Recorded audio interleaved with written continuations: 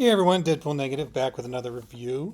This is a kind of a soft recommend. It's not a fantastic comic, but it is a pretty entertaining one.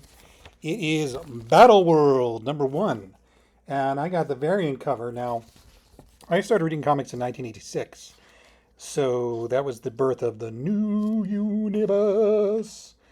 Um, a comic line that probably deserves to be studied in a lab. That produced some great works and some very strange ones. And one of those very strange ones was the series Starbrand, which was about a guy with a Green Lantern level power.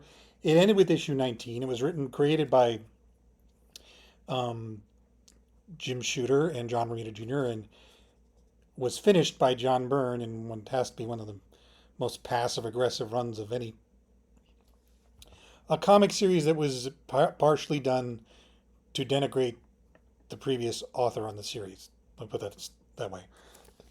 But Mark Bagley, one of the first books he ever drew was an issue of Starbrand. So he popped in with so he's only a cover guy now. He popped in with an alternate cover, and they gave it a cheeky little issue 20. Now, what is Battleworld? Well, it's Battleworld. It's Patchwork Earth from the original Secret Wars and the Jonathan Hickman Secret Wars, where all the characters from the it's not like the trouble with the actual Hickman Secret Wars miniseries is good. The actual Battleworld series, I thought, were very, very bizarre. A lot of them didn't make a whole lot of sense to me. I couldn't figure out they're meant to be spinning off a new series, like maybe one or two of them, but most of it was just gobbledygook to me. Um, so this is more, it's Patchwork Earth, but it's got more recognizable characters. It's not some wacky alternate universe like where the Civil War became an all-out war, or Shang-Chi was the Drunken Master, or somebody tried to imitate Peter Milligan and realized they couldn't. That was half of the Secret Wars books. Um, Marvel and the Carol Corps. So what we have here is here's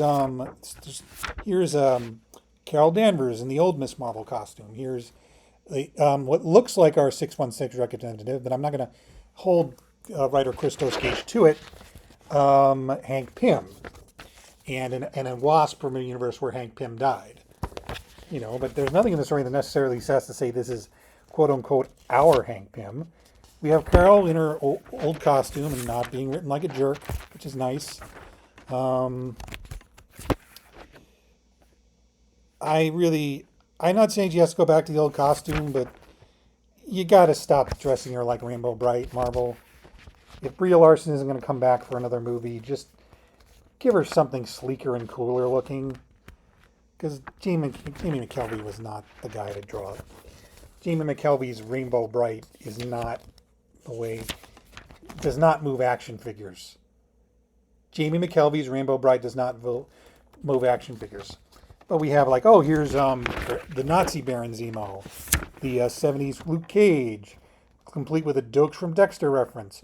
Kushala the Spirit Rider, who is a character they're trying to push on us that I'd rather see it played by an actor than in a comic book. Let me put it that way.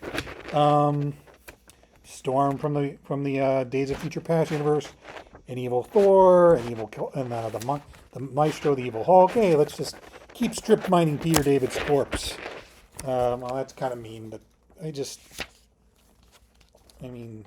this feels like it was written a while ago, and it's not like the characters jumped on. But what's interesting is this series ties into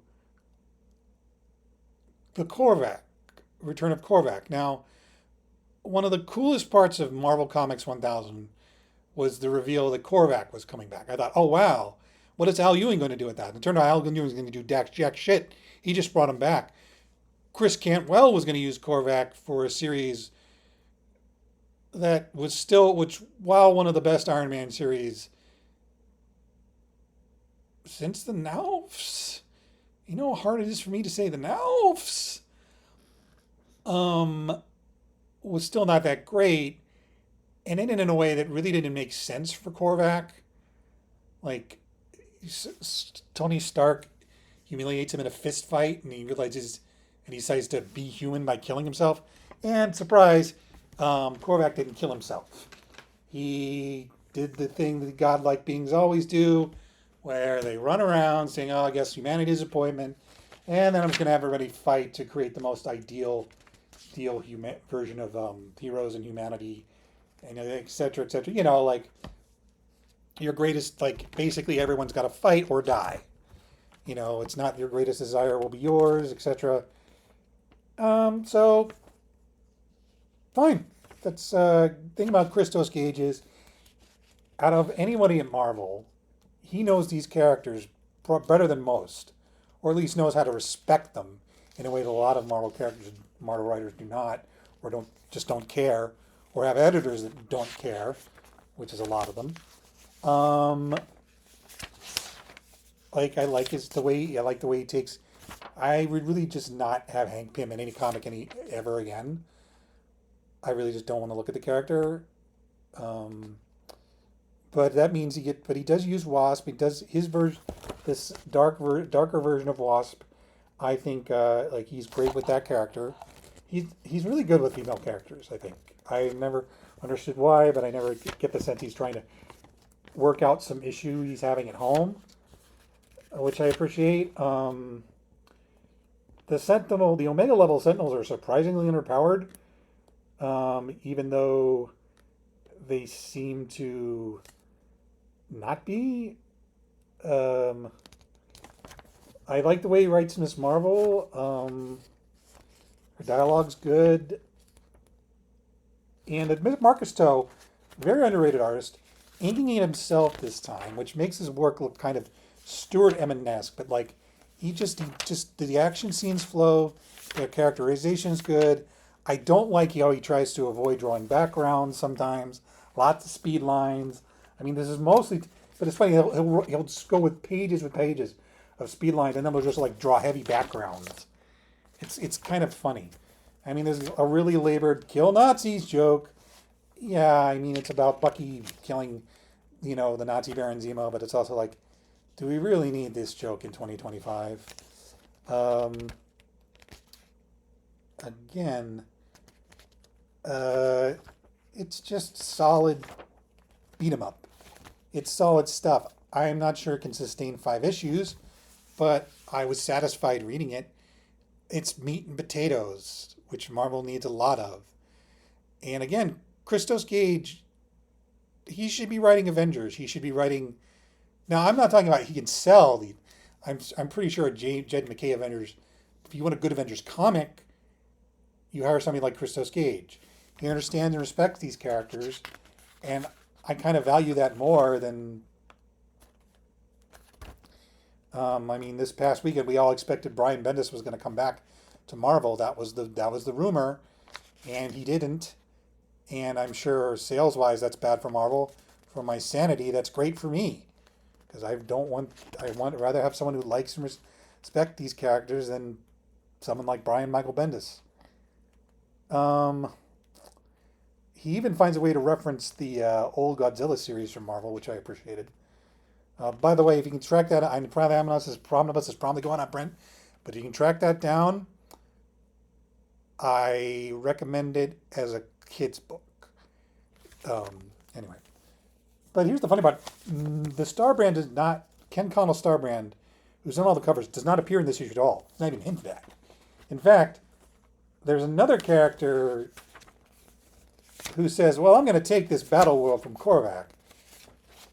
And while this actually makes no fucking sense, this character would think he has the level of power to take it from Korvac.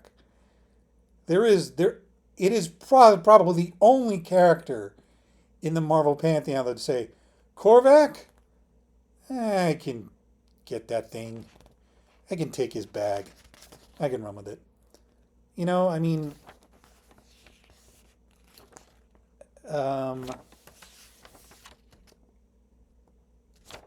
like, but I just think there's another thing. Like, there's nothing in the story that says, except for maybe Gage's text in the back saying, "This is the Hank Pym we're used to. Our 616 Hank Pym." You know, I like the way Carol gets. I like the seeing from the cartoony Luke Cage again. I think some of his Spider-Man lines are good. I like Carol not being a jerk. I like the Wasp being tough and cool. Um, Again, it's kind of a goofy ass premise. It doesn't really feel like there's any weight to it or stakes, but it's like it feels comfortable, if that makes sense. And I'm gonna give it a soft recommend, but only if you're a Marvel fan like me. Anyway, thanks a lot, and I will talk to you later.